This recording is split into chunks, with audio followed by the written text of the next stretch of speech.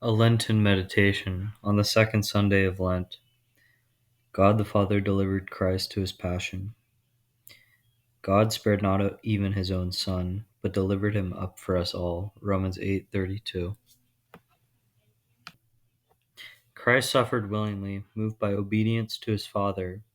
Wherefore God the Father delivered Christ to his passion. And this is in three ways. Firstly, because the Father, of his eternal will, preordained the passion of Christ as the means whereby to free the human race.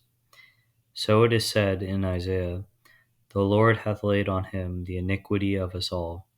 53:6. And again, "The Lord was pleased to bruise him in infirmity." 53:10.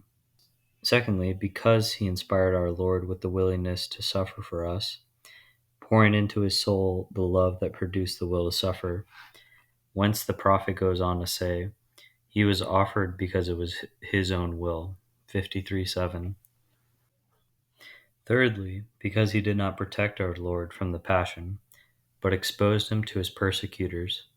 Whence we read in St. Matthew's Gospel that as he hung on the cross, Christ said, my God, why hast thou forsaken me?" 27:46. For God the Father, that is to say, had left him at the mercy of his torturers. To hand over an innocent man to suffering and to death against his will, compelling him to die, as it were, would indeed be cruel and wicked. But it was not in this way that God the Father handed over Christ. He handed over Christ by inspiring him with the will to suffer for us. In his so doing, the severity of God is made clear for us, that no sin is forgiven without punishment undergone.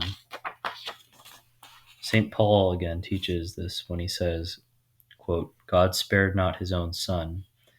Romans 8:32. At the same time, God's good-heartedness is shown in the fact that whereas man could not, no matter what his punishment, sufficiently make satisfaction, God has given man someone who can make that satisfaction for him. This is what St. Paul means by saying, "He delivered him up for us all." Romans 8:32. And again when he says, "God hath proposed Christ to be a propitiation through faith in his blood." See Romans 3:25. The same activity in a good man and in a bad man is differently judged inasmuch as the root from which it proceeds is different.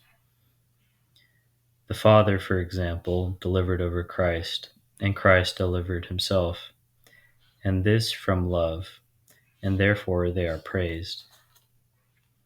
Judas delivered Christ from love of gain, the Jews from hatred, Pilate from worldly fear with which he feared Caesar, and these are rightly regarded with horror.